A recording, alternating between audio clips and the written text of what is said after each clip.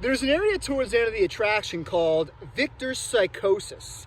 And this is pretty much this double spiral maze that takes you into Viktor's mind through some of the dark memories that he had when he was a child. So right now, I'm in Easton, Pennsylvania. And back in 2020, I was here and stumbled across this stone labyrinth in this park. And when I was coming through here, I'm like, it would be cool to vertically extrude these stones upwards, creating this double spiral maze. So I introduced the idea into my home haunt back in 2020. And then the idea eventually came over to Lincoln Mill back in 2022. The part of the attraction that takes you into Viktor's mind and shows you some of the dark things that impacted Viktor as a child. So you get to meet Viktor as a child, which is the character with the dunce cap. He found himself in trouble all the time back when he was in school. You get to meet Viktor's mother, who despised Viktor because supposedly Viktor killed his twin brother Vincent back when he was very, very young. So mother never let that go. You'll also meet Viktor's childhood bully. These early dark memories really shaped Viktor as he aged and inherited the mill many years later as an adult. So with being a newer haunt, we had to do things creatively. We've been on a bit of a budget. We don't have 20, 30 years under our belt. So we had to come up with clever ways to create new scenes that were different, that stood out. So this is just an example of one of them that we haven't seen before, this whole double spiral maze effect.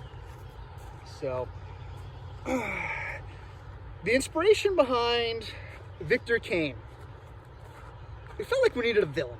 I mean, every great story has this great ordeal, has this villain.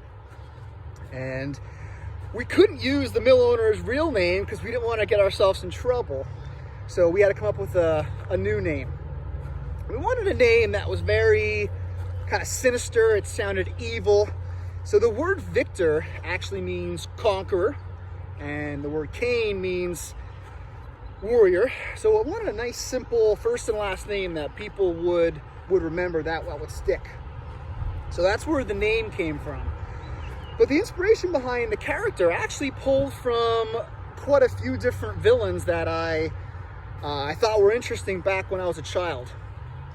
I've always been a big fan of Star Wars, so Darth Vader and Palpatine, both were some early forms of inspiration for Viktor Kane. Voldemort from Harry Potter is another one. So we designed a custom silicone mask for Viktor, and it was important that it was kind of this whiter skin tone because Viktor is a ghost and he had to look like an old man because when he was killed, he was older. So really crafting that unique silicone mask for our iconic character was important to us.